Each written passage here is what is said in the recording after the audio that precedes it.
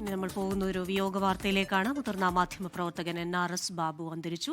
83 വയസ്സായിരുന്നു. വാർദ്ധക്യ സഹജമായ അസുഖങ്ങളെ തുടർന്ന് ഏറെനാളായി ചികിത്സയിലായിരുന്നു. വിവരങ്ങളുമായി തിരുവനന്തപുരത്ത് നിന്ന് ഷഫീദ് റാവുത്തറും ന്യൂസ് ഡെസ്കിൽ നിന്ന് PP ജെയിംസും ചേരുകയാണ്. ആദ്യം നമ്മൾ പോകുന്നത് ഷഫീദ് റാവുത്തറിലേക്കാണ്. തിരുവനന്തപുരത്ത് ഷഫീദുണ്ട്.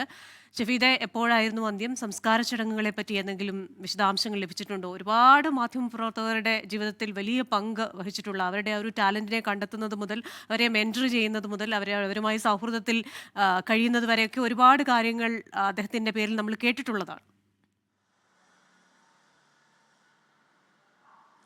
പ്രശ്നം ഉറപ്പായിട്ടും, അതായത് കേരളത്തിലെ മാധ്യമരംഗത്ത് പലരെയും പരിശീലിപ്പിച്ച് ഇപ്പോഴത്തെ മുതിർന്ന മാധ്യമപ്രവർത്തകരടക്കം പരിശീലിപ്പിച്ച പ്രതിഭയായിരുന്നു NRS ബാബു. അല്പസമയം മുൻപാണ് ആ വിയോഗ വാർത്ത പുറത്തേക്ക് വന്നത്. അദ്ദേഹം തിരുവനന്തപുരത്തെ വീട്ടിൽ ഏറെക്കാലമായി അസുഖബാധിതനായി ചികിത്സയിലായിരുന്നു. 83 വയസ്സാണ് അദ്ദേഹത്തിന് ഉണ്ടായിരുന്നത്. അല്പസമയം മുൻപ് അദ്ദേഹത്തിന് ചില അസ്വാസ്ഥ്യങ്ങൾ ഉണ്ടാവുകയും പിന്നാലെ മരണം സ്ഥിരീകരിക്കുകയും ചെയ്യുകയായിരുന്നുള്ളതാണ് ബന്ധുക്കളിൽ നമുക്ക് ലഭിക്കുന്ന വിവരം. അദ്ദേഹത്തിന്റെ മകൻ നിലവിൽ ഇപ്പോൾ വിദേശത്താണ്. അദ്ദേഹം തിരിച്ചെത്തിയ ശേഷമായിരിക്കും സംസ്കാര ചടങ്ങുകൾ നടക്കുക. കേരള കൗമുദി ഡെപ്യൂട്ടി എഡിറ്ററായി പ്രവർത്തിച്ചിട്ടുണ്ട്. കൂടാതെ തിരുവനന്തപുരം ഇൻസ്റ്റിറ്റ്യൂട്ട് ഓഫ് ജേർണലിസം മുൻ ഡയറക്ടറാണ്. കേരളത്തിലെ ആദ്യ മൾട്ടിമീഡിയ സോഫ്റ്റ്വെയർ കമ്പനികളിലൊന്നായ ഇൻവിസിന്റെ സ്ഥാപക ചെയർമാനാണ്. കലാകൗമുദി എഡിറ്ററായും അദ്ദേഹം പ്രവർത്തിച്ചിട്ടുണ്ട്. NRSന്റെ ശ്രദ്ധേയമായിട്ടുള്ള നിരവധി റിപ്പോർട്ടുകൾ കേരള കൗമുദിയിൽ പ്രസിദ്ധീകരിച്ചു എന്നുള്ളതാണ്.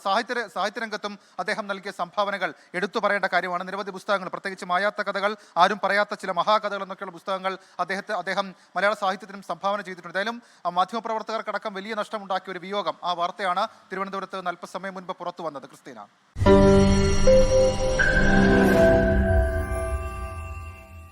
ലോകത്തെവിടെയായാലും ഏത് സമയത്തും 24 വാർത്തകളും ഓഗ്മെന്റഡ് റിയാലിറ്റി പാക്കേജുകളും എക്സ്പ്ലെയിനറുകളും വിശദമായി കാണാൻ ഞങ്ങളുടെ YouTube ചാനൽ നിങ്ങൾക്ക് സബ്സ്ക്രൈബ് ചെയ്യാം.